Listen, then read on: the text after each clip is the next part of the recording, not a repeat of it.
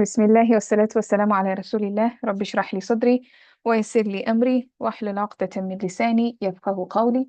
السلام عليكم ورحمة الله وبركاته, and welcome to the continuation of our studies as far as Ta'bir al-Qur'ani is concerned. We're going to pick up from where we left off yesterday, but as I promised you, there were a few things that were pending. So we need to clarify that a little bit before we move on so that we can all be on the same page. Okay, now I'm gonna clean this part a little bit because it's too busy so that we can understand what is being said. Okay, now one thing I need to clarify, or maybe before, there are two things that we need to clarify before we move on in this part that was giving us a lot of headache. So there's ikhtassa, we need to understand what's happening with ikhtassa, and then there's kathiran, and we need to understand what's happening with kathiran. Okay, now as I was digging and I was trying to look at this word ikhtassa, I also struggled a little bit because now I realized that this word ikhtassa, it's both, it can be used in a lazim way and it can be used in a mutaaddi way, which is crazy, which is sometimes very difficult to distinguish between the two. So if it is used in a lazim way, like in the Quran, it comes, Wallahu yakhtassu bi rahmatihi man yasha, and Allah distinguishes whoever He wants by way of His mercy or with His mercy, right? So in that case, in the Quran, it is used as mutaaddi. It is mutaaddi in the Quran because Allah is the one who distinguishes, is doing the distinguishing. But also, it is used in a lazim way in the lugha, in a way that to be distinguished, اختصصت, I was distinguished, maybe بالكرم, for example. I was distinguished with generosity. Of course, I'm not talking about myself. I'm giving an example. Like I was distinguished with generosity. I would say اختصصت بالكرم. So it is used in that way as well. So how is it being used in this passage? I honestly don't think it makes a huge difference whether it is used in a lazim or a mutaaddi way, because the point being passed across is that the Quran uses words in a very specific way. That's the point being put across. Or the words are used in a very specific way in the Quran. Whether you say the words are used in a specific way in the Quran or the Quran uses words in a very specific way, it's more or less the same thing. Like it is potato, right? It means the same thing at the end of the day. One is lazim, one is mutaaddi, one is active, one is passive, but at the end of the day, the message is the same. So now, if we are to assume that this is lazim, okay, then we are going to close this word for a minute. We're going to assume this word is not there, kathiran. We're going to remove it from the equation for now, okay? It will come later. We don't need to look at it. So فقد اختص من الألفاظ. So if I'm assuming اختص is lazim, then I'm saying من الألفاظ here is my fa'il, and min, like we said, min is زائدة. So I can even remove this min if I'm to look at it, and I say فقد اختص الألفاظ. It's like saying that. It's like saying فقد اختص الألفاظ باستعمالات خاصة. Words have been distinguished with a specific usage, for them. Okay, they have been used in a very specific way. So that's the first way of looking at it. Words have been distinguished, or words were distinguished in their specific usage. That's if we're to look at it as lazim. If we're to look at it as mutaaddi, then we would say, and of course it comes with that, we would say that فقد اختص الألفاظ. Now al-fadha will become the maf'ul bihi. So the Quran, or it, distinguished words with a specific usage. And I think either way, either you will look at this al-fadha as maf'ul bihi, or you look at it as fa'il. but because there's a min before it, it's going to be majroor. So when we are reading it, it's going to be min al-alfadi. What's happening? Min al-alfadi. Even though it could either be lazim or mutaaddi. I don't know if that made some sense, because this word is used both ways, apparently. Is that discussion of on ikhtassa a bit clearer? Yes. Yes. Okay. Okay, great. So that's one thing. Now, kathiran, I don't know why it didn't occur to me, but this discussion on kathiran, we actually did it before, but it just escaped my mind. And then when I was going through the text, I realized we talked about this kathiran before. And I needed to revise it, apparently, and maybe we all need to revise. So this kathiran came before.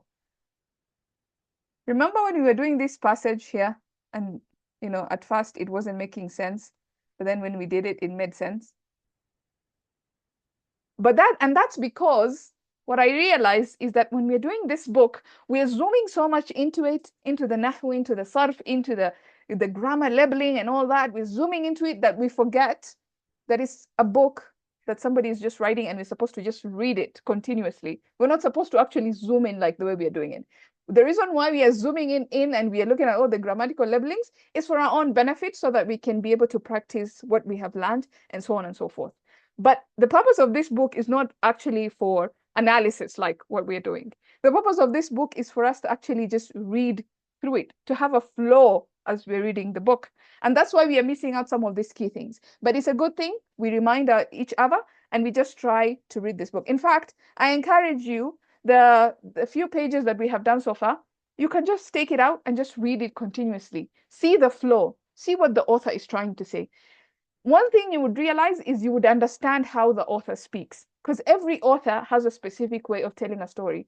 Just like the Quran has its own way of telling the story, also every person has a way of telling the story, has a way of how they're speaking. So when you read it with a flow, you would realize the speech of the author. And so the author has mentioned this kathiran before, and we analyzed it. And we realized that this kathiran is actually, it can come all the way at the end, right? It just means a lot. So ما يوقعون المفرد للكثرة بخلاف الجمع كثير. It's a lot. Yeah, remember when we did that? So this kathiran he's bringing it forward for emphasis and to create this exaggeration, to create emotion. وكثيرا, and a lot is what occurs as singular for plural, in contrast to the plural. Remember when we did that? So this is the same thing that is happening here, and we totally missed it. So he's saying, oops, too much. Okay. فقد اختص كثيرا من الألفاظ. So this كثيرا, you can even put it at the end and say فقد اختص من الألفاظ باستعمالات خاصة به وخاصة به كثيرا, a lot. So it just means a lot, and he's trying to emphasize that this happens a lot, right? And we did say that this is مفعول مطلق. The grammar label doesn't change. This is still مفعول مطلق. And the way we explain that, that is a مفعول مطلق, is, remember when we did مفعول مطلق, we said you have نائب مفعول مطلق, and there's several ways in which you can have نائب مفعول مطلق. One of the ways is if you have a sifa to the مفعول مطلق. So this is, let me break it down for you guys. So you have اختص. How do we get مفعول مطلق for اختص? So we'll say اختص اختصاصا. We bring in the masdar, right? And that's how you get the مفعول مطلق اختصاصا, because it has to be nasab اختصاصا, right? اختص اختصاصا. This is the مفعول مطلق. But I want to emphasize that even further, so I add كثيرا.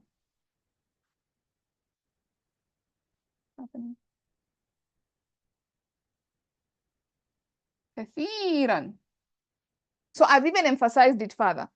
Now, in certain cases, we omit the maf'ul mutlaq and we just remain with the verb and kathiran, which was initially a sifa to the maf'ul mutlaq. And in that case, when we omit the maf'ul mutlaq, then kathiran becomes the na'ibu maf'ul mutlaq. Right? So that's kind of like just how we come about with the na'ibu maf'ul mutlaq.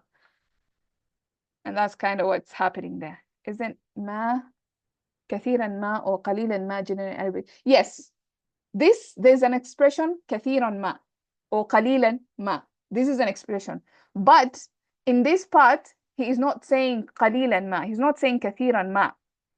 A lot of what? This is not what is being said here. This is just kathiran, comma, ما يوقعون المفرد للكثرة بخلاف الجمع. So this is actually the khabar مقدم. This whole thing is the mubtada, and this kathiran is the sifa,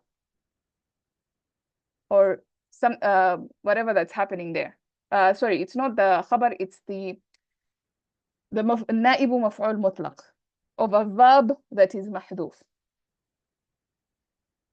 So that's what we looked at that a while back. Okay. Yes, it's a sifa to a mutlaq. Yes. Yeah. So that's what kathiran is doing here. Is that a little bit clearer? Also, Yes. Can I something?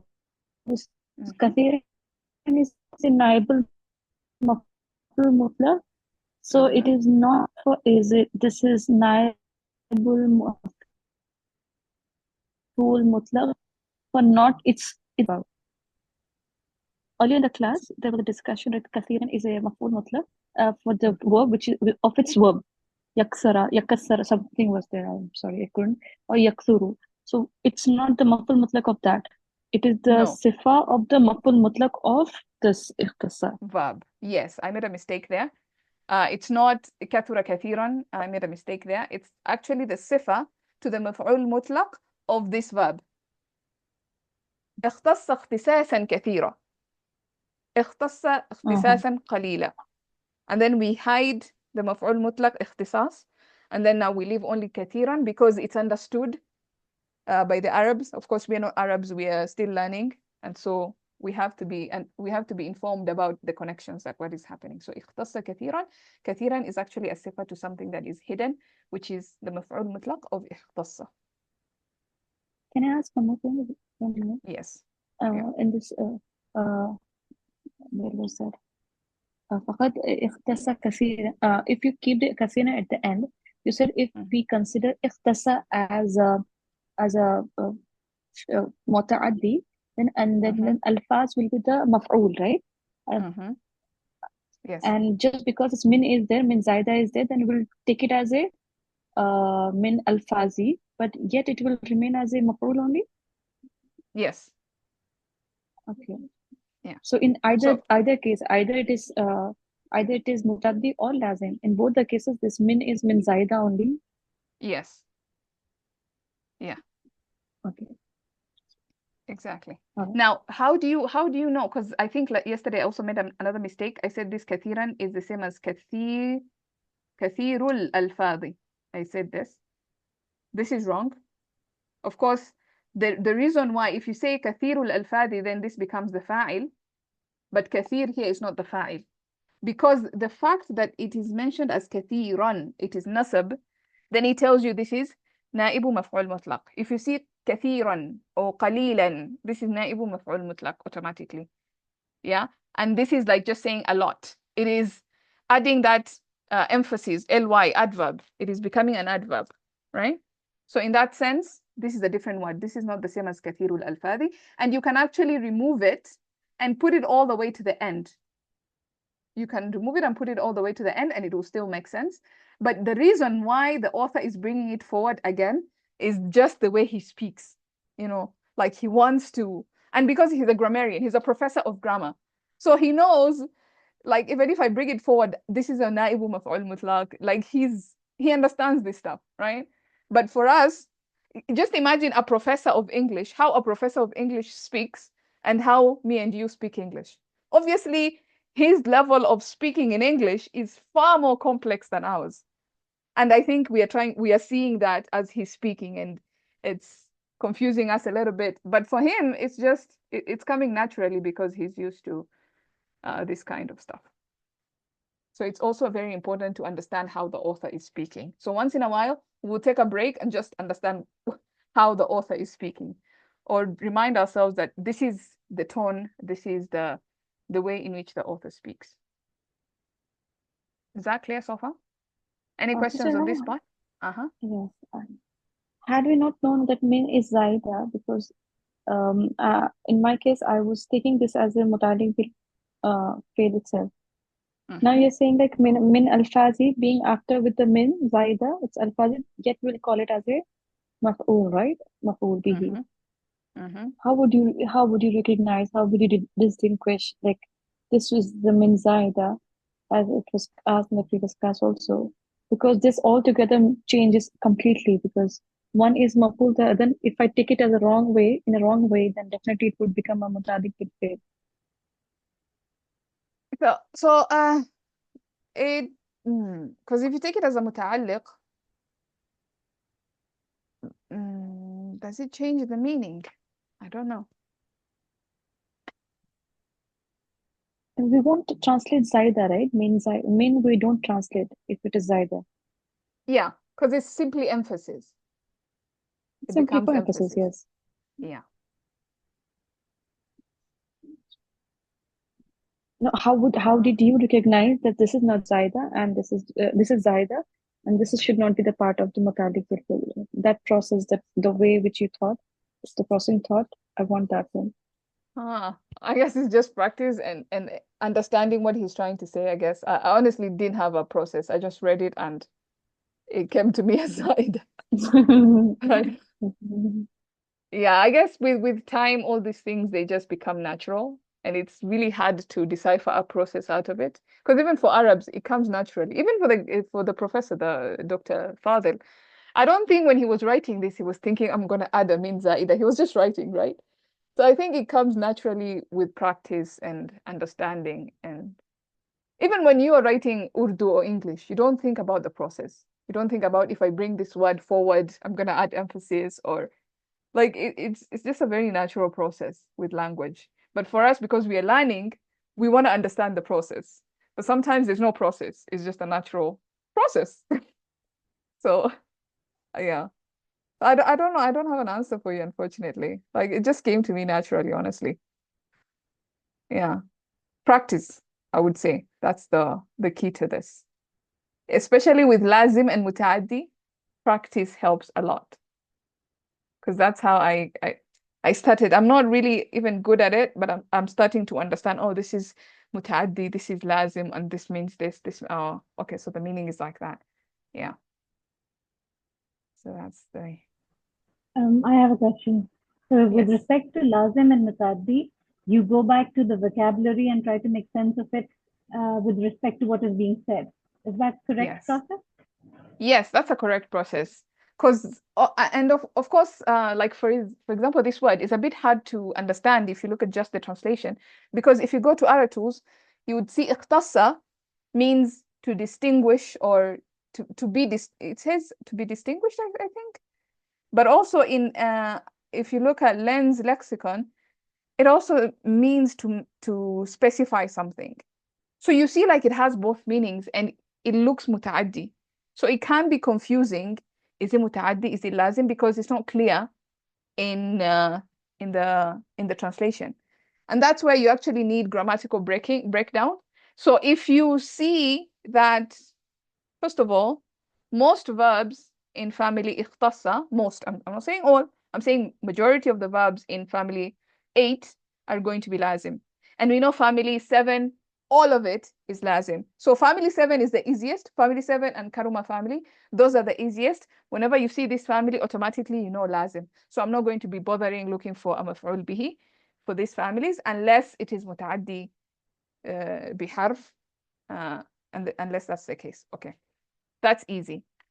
It also helps to know that أسلم family, تعلم, أسلم, علم, and استغفر, these three families, most of the time, they are also متعدي. Most of the time. You have a few exceptions here and there, but most of the time, they're going to be متعدي. In fact, it is actually taught as part of Arabic grammar. How do you make a فعل متعدي? You put it in أسلم family, you put it in علم family, you put it in استغفر family. So these are the three families that make something متعدي. اقترب and انقلب, they're always متعدي. تساءل, of course, that's collaboration. So that's going to be between one another. It's going to be متعدي. All right. So that's it helps a little bit when you know the families and the usages. Any other questions? One more. You know how in here in for iftasta, the mutaddi biharf, the harf is way over after 3 words. Yes. Bi-istimalatin. Yeah. So how do I mean, aside from practice, we just look for the harf when we look in Hanzwir and we find, oh, okay, by the harf. So now we look for the harf. Where would the harf be? Would it be with the mutallaq or would it be with something else? What's the process of that? Okay. So I'll tell you in particular this one word. So this one word, اختص, to distinguish. If it's متعدي, it will be to distinguish someone by something. He got distinguished, or let's say, for example, Ahmed was distinguished by generosity. So what is the thing that is distinguishing him? Generosity. So the B will come with the distinguisher, if you will. The thing that is distinguishing. That's where the B would. So اختص أحمد بالكرم. Ahmed was distinguished by generosity. Or if I'm taking it as متعدي, I would say, like for example in the ayah, والله يختص برحمته من يشاء. Allah distinguishes by way of his mercy or with his mercy whoever he wants. So whoever he wants will be the مفعول به in this case, because اختص is being used as متعدي. Is that so far clear? Okay. Yes. Alhamdulillah. Great. Any other clarification on that part? Okay. So the basic bottom line when it comes to muta'addi and lazim is just to ask yourself, is the action happening to me or is there a maf'ul bihi needed? For example, if I said, what is a simple example that I can be able to use that is clear enough? Because I think I explained this. There's somebody who asked me recently about this and I tried to explain it to them.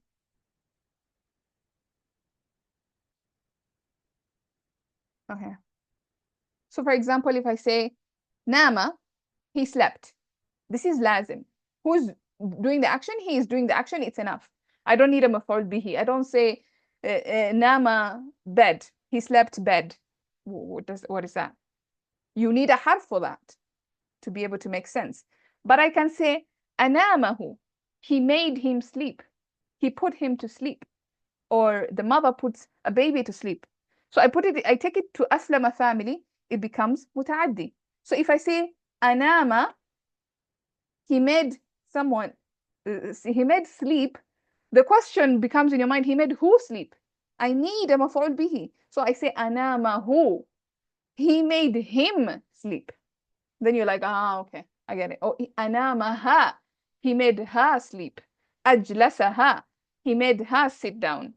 Yeah, jalasa, he sat down himself. You don't ask what or who he sat down who. No, he just sat down. Like it's enough. But ajlasa, if I just say ajlasa, he made sit. The question is, he made who sit, or he made what sit? Then I say ajlasa who, he made him sit, and you're like, oh, now that's complete.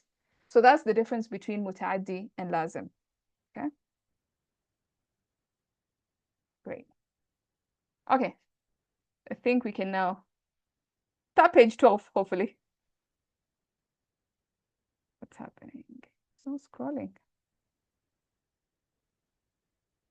Okay. Oh. Okay, page 12. Who wants to participate today?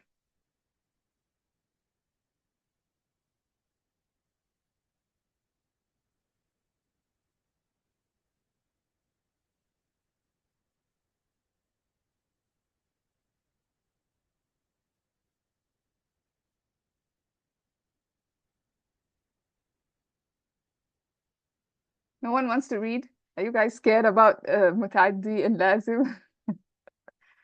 Okay, Saima. Let's start with you. So there's a lot of ayat that we're going to go through, so it shouldn't be very difficult, I hope, this time around. From lam yastamil or from waqala rihun? Waqala, because we finished, yeah. أعوذ بالله من الشيطان الرجيم بسم الله الرحمن الرحيم وقال ريح فيها عذاب أليم أحقاف وقال فأهلكوا بريح صرصر عاتية الحق وغير ذلك وغيره. And he said, the winds in which there is a painful punishment. And he said, so they were destroyed by a wind which was continuous and screaming, Atya. Yeah. And other than that, Yeah. we'll say like in the normal English, like other than that, like what will be the normal phrase? And so on and so forth. And so on and so forth. ولم يستعمل فيها في الخير إلا في موطن واحد عاقبها بالشر وهو قوله تعالى حتى إذا كنتم في الفلك وجرين بهم بريح طيبة وفرحوا بها جاءتها ريح عاصف وجاءهم الموج من كل مكان وظنوا سورة يونس وهي خاتمة غير حميدية حميدية حميدة and ولم يستعمل. So wow. Just, yeah. I don't know why my screen is misbehaving today so much.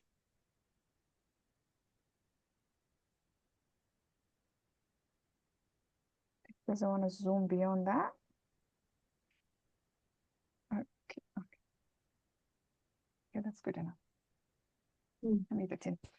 All right. So maybe before we go forth, what did we finish off discussing yesterday? So Dr. Fadil is mentioning evidence on how the Quran has distinguished certain words for certain roles, for certain intentions, for certain, specific objectives. Like it doesn't just use words haphazardly, it uses words very specifically. All right.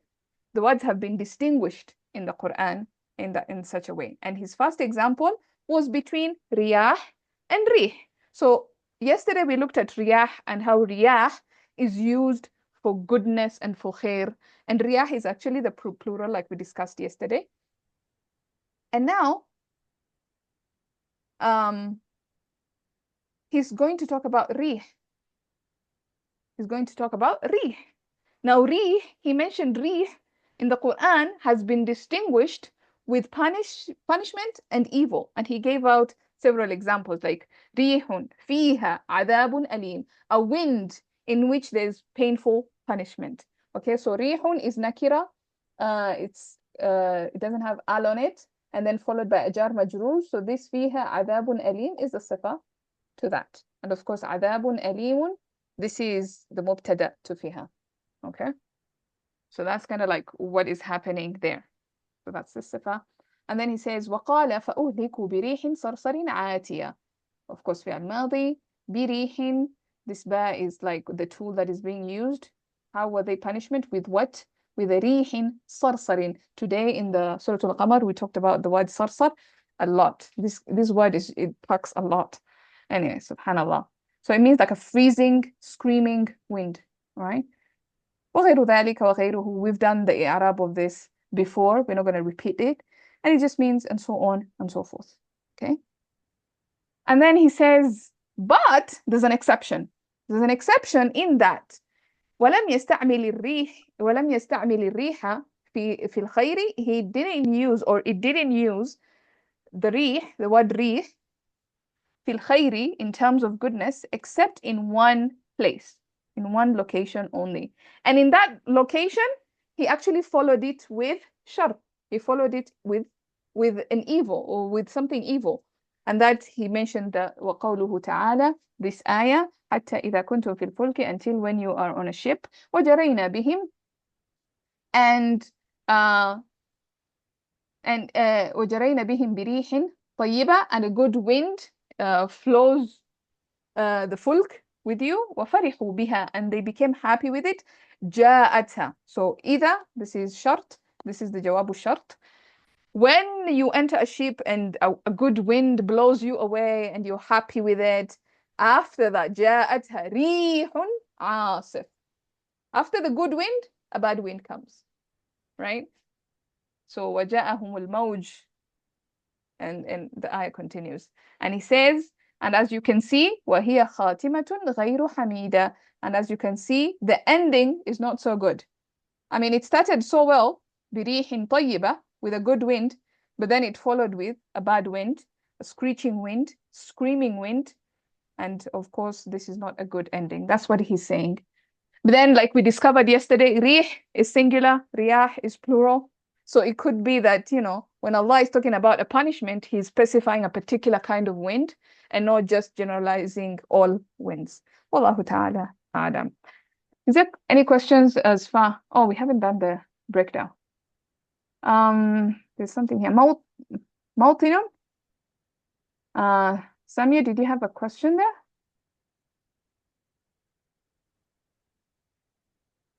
No, why is it light? Because we don't really know the Oh, إلا في molten, موطن. right? Yeah, Molten. موطن. Yeah, Just yeah, have that's عقبة.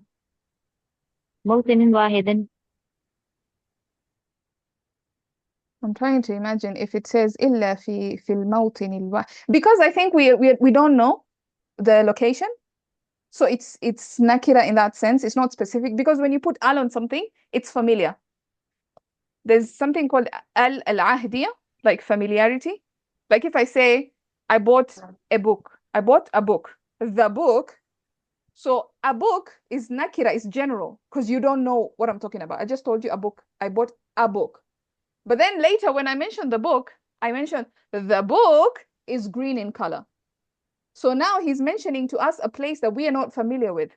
So he's saying this ri has been used only in one place that we don't know. And then later on, he mentions the ayah. It's like, this is the ayah.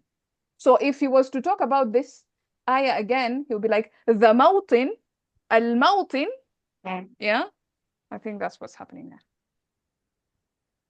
No, I'm saying you put one harka on it. So why you put one Oh. harka? No, mawtinin. It's just that Yeah. maybe my tanween wasn't clear. Oh, Mawtinin. okay. Yeah, Sorry. yeah. That part was confused. Otherwise, it's clear. Alhamdulillah. And aqaba is a sifa of molten, right? Yes. okay. Aqabaha. Yeah. Jazakallah Yeah. khair. Yeah. Any other Ha is going, questions? ha is going back to the Mhm. re. Yes. Because you said rih is feminine. And so this wait. إلا في So موطن translate. واحد. Yeah. Yeah. It is going back to the rih. Mr. Ilham, this is ha is Aid, right? Yes.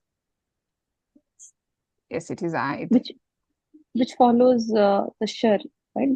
It says Aba is following or punishment. عاقبها بالشر. He followed it, i.e. the rih, he followed the rih بالشر with evil. Like, you see, like what is saying عاقبها, he followed it. Like immediately he said بريح طيب, which is a good thing, and then immediately he said ريح عاصف. So immediately he followed it with shar. So he mentioned khair, a wind with khair, but immediately he followed it with evil, with shar. That's what he's saying. So even in the one instance that Allah used the word rih for goodness, he followed it up with evil or with shar. Because shar, evil. I mean, evil is one meaning of shar, but also Okay, bad. Assalamu alaikum, ma'am. Alaikum salam. You have a question? Yeah. Like a mudaf. Why we are making it like heavy? Where? في موطن واحد. في موطن واحد. Here on the first line. ولم يستعمل. Yeah. موصوف صفة. If we can make it. Okay. Yeah. What It's not if مضاف مضاف إليه. okay. It's not Like a location of one, because that doesn't make sense. You can't say location of one or in a okay. yeah. So you say in one location. موصوف صفة. All right. Gotcha. Okay, so maybe I can do a breakdown because I realize I haven't done the breakdown. So ولم, we know lam is حرف نفي. It makes the مضارع مجزوم. That's why we are saying يستعمل. But when we are reading and we're continuing, we don't say يستعمل ريح because you'll struggle trying to say that. So we put a kasra on it. ولم يستعمل الريح. ولم يستعمل الريح. So يستعمل is our فعل مضارع مجزوم. And our fa'il is the inside pronoun هو. الريحة, he didn't use what? الريحة. The word الريحة, that's why it's منصوب because it's مفعول به. So فعل مفعول به. في الخير, this is متعلق to يستعمل. Then you have إلا. إلا is أداة استثناء. Now there was a discussion on أداة استثناء. There are three kinds of استثناء. There are three kinds of exceptions. So إلا is a tool that makes exceptions. We have others. We have غير, we have siwa, sawa, siwa, no, not sawa, siwa, and a couple of others, right? The most common one is illa. Now there are three kinds of istithna. The first kind is if you have a positive sentence where the mustathna minhu is mentioned. Let me give an example. So if I say,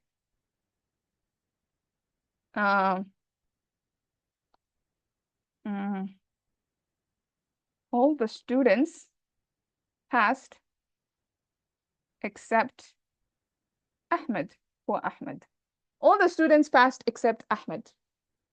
Yeah? فاز الطلاب إلا أحمد. In such a case, this is a positive sentence, number one. There's no negation, so it's a positive sentence.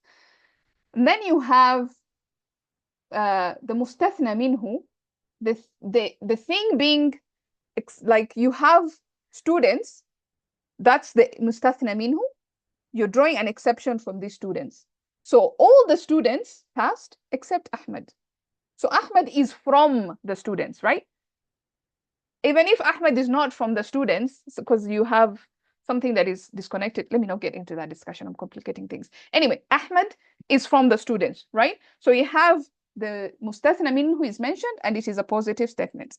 In this case, the word after it is going to be nasab. It's going to be mansub. Because it's mustathna, it's mustathna. It has to be mansub, right? If you have a negative sentence, no students passed except Ahmed. Lucky guy. So now I made it negative, but I still mentioned the mustathna minhu. In this case, it could go both ways. It could either be mansub or it could be marfu'. because it's a badal. So it's either mustathna minhu, mansub, or marfu' because it's a badal. And then the last case is where you have, it's a negation. How do I say this?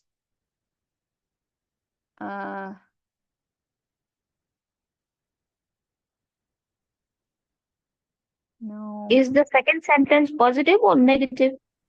Negative. Negative. So, Yeah. well, can we write students did not pass except Ahmad? Yeah, you can say that. Yeah, you can say. Yeah, I Yeah. think it will be more clear. Yeah. Okay, To so say I'm going to that. write students did not pass. Yeah. Okay. Yeah, you can say that as well. It's fine. As long as there's negation in it, and then you have an exception. So it can either be two ways. I'm trying to think of, the last one is always tricky because when you have the mustathna minhu is not mentioned and it is also a negation.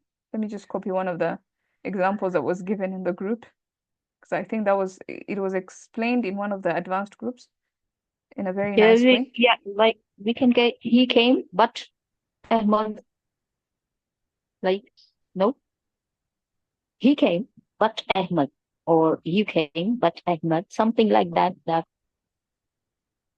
you Yeah. came, but Ahmad did not come, something like that, right? But it has to be negative. So he didn't come. But Mm, that's gonna be confusing. okay. I don't know if I say no one. We can say no one because in English, that's how it's gonna be. Because if I say ما نجح إلا أحمد, ما نجح إلا أحمد. No one passed except Ahmed. Now here I did not mention that's- students. But it's no one, Is right? it same like in and illa, sister? In and This illa? is illa. Which Okay. No one passed except Ahmad. Okay. This is not in illa. This is a different structure. In illa, yeah, you can use in is a form of negation actually. Yeah, you're right. So ma najaha illa. In najaha illa. Yeah, it's the same thing. In illa is the strongest form of negation. So no one passed except Ahmed. So you can see here, students was mentioned. Here students was mentioned, which is the mustathna minhu. Here in this last case, students was not mentioned. Okay, and in this case, we look at what role Ahmed is playing in the sentence, and then we do the i'rab based on the role. In other words, you remove the negation and just look at it as how it is, and you realize that Ahmed is the doer in this case. So it's going to be marfu'. So that's how you deal with istithna. Okay, now in this sentence, he made things easy for us because he didn't put a mustathna minhu. Sorry, a mustathna. It's actually محذوف. So it's just jar majrur. في موطن واحد. jar majrur. So we don't have to worry, is it nasab? Is it rafa? Is it badal? Is it mustathna? Is it the fa'il? We don't have to worry about that because whatever comes after illa is a jar majrur متعلق to محذوف. So literally we were expecting, because lam, this is a negation. لم يستعمل الريح في الخير. It is the mustathna minhu is mentioned and lam is also mentioned. So this is the second case. So we expect that whatever comes after it is either going to be mansub or marfu'. Either way, both are okay. Whether you say it is mansub or you say it's marfu', it's fine. So in other words, this في موطن واحد, it's متعلق to mustathna mansub, or it's متعلق to badal marfu'. Either way. Sister, can you please explain that badal part? Marfu. Oh, okay. How is it a badal? Okay. So it is taken as a badal of the mustathna minhu. So for example, no students passed except Ahmed. In other words, what does this sentence mean? It means Ahmed passed. Right? So Ahmed is the badal of students. If I say no student passed except Ahmed, this sentence is like saying only Ahmed first.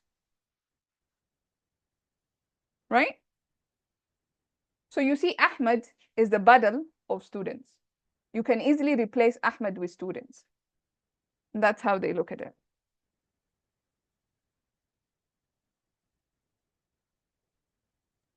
Oh, I am getting confused.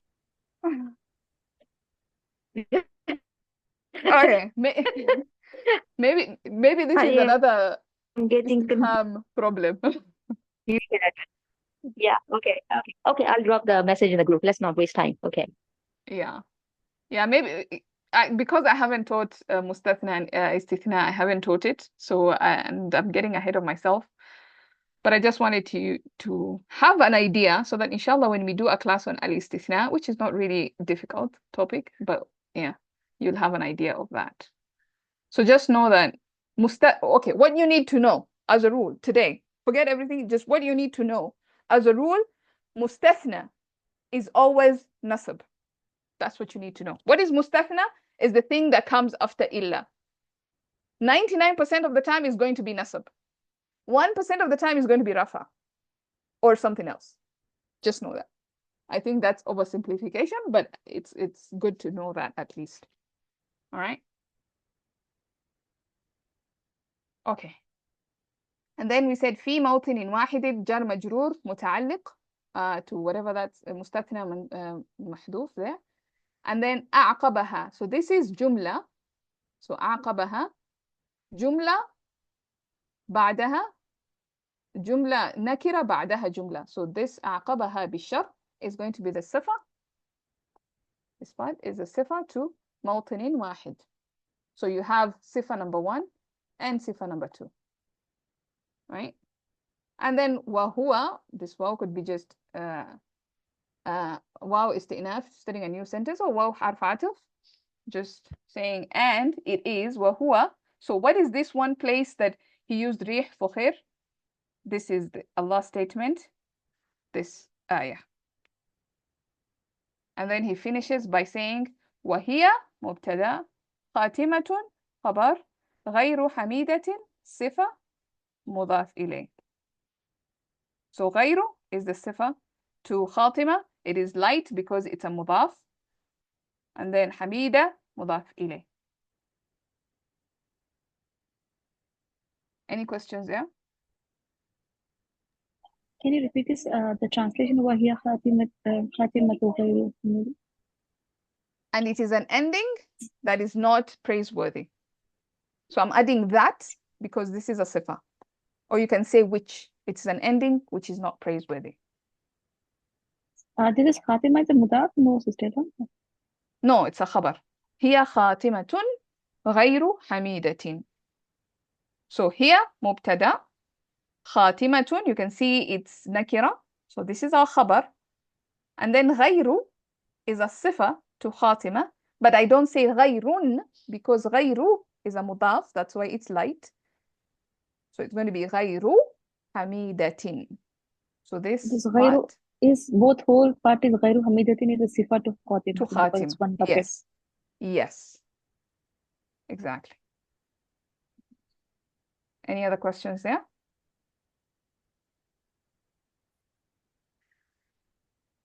Let's see. Can we be able to do more?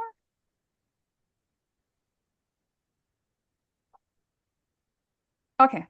I think we can stop there because the next part goes on to a different evidence. So just to clarify, he mentioned evidence number 1. So he talked about, yes, and it is not pleasant ending. Yeah, that's a good explanation of that, and it is not a pleasant ending. So let's understand what Dr. Fadil is actually saying here. So he said, the Quran uses words in a very specific manner, or words are distinguished in a very specific way in the Quran. That was his introductory claim. And then he gave us example number 1 between rih and riyah. Rih and riyah. And then he's going to come to example number 2. So when you see وَمِن ذَلِكَ, remember up in the top he said فَمِن ذَلِكَ. An example of that is rih and riyah. And then this min dalika is ma'tuf to the min dalika all the way up there. So evidence number one, exhibit number one, if you will, the comparison between riyah and rih. And then example number two, matar and ghayth. How Allah uses the word matar in the Quran and how he uses the word ghayth. Okay, so that's the discussion that he's going to look at. Ghayth and matar. And I think that's a good place to stop this discussion. So next week, we can look at the comparison between matar and ghayth. Any other questions or clarifications?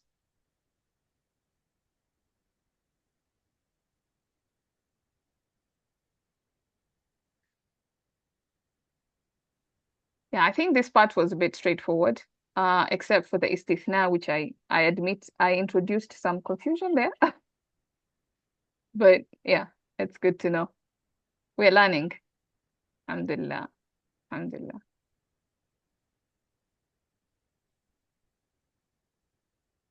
Okay. If there's nothing else, I think we can safely end there. Let's see if there's anything. Alhamdulillah. Oh, great. Alhamdulillah. I love it when, but also I do appreciate your questions, guys. Don't ever feel like you're asking me too much or you're overwhelming you're not. Like, I really appreciate your questions because they push me and they make me research further and they make me understand how your process of thinking so that next time I can anticipate your questions and answer them before you ask them. So I really appreciate your questions. Please do not stop asking questions at all. I really appreciate it. Alhamdulillah. Okay. It also helps you anticipate who is going to cause the problem. Sorry? Maybe. It will also help you to anticipate who's going to cause the problem. No, it helps me to understand like how you're understanding so that I could guide you to understand in a way that, you know, you can understand better. Yeah, we are mustasna please bear with us. No, I really appreciate you guys. Like you have no idea. Don't ever feel like you're doing too much. You're not doing enough. Do more. So yeah. At least we are awake. We are not Yeah, sleeping. exactly. Alhamdulillah. You know. Yeah, Alhamdulillah. at least awake. Yeah. Oh, Sauda is saying it's my first day and a very good one. Alhamdulillah. Welcome, Sauda. Yeah, so the videos are there in the YouTube link. You can catch up and you can still join the live session and benefit as much as you can. Whatever is easy for you, do whatever you need to do. Alhamdulillah. Okay, I'm gonna stop the recording. But I might hang out a little bit if you guys wanna chat or whatever. سبحانك اللهم وبحمدك نشهد أن لا إله إلا أنت نستغفرك ونتوب إليك.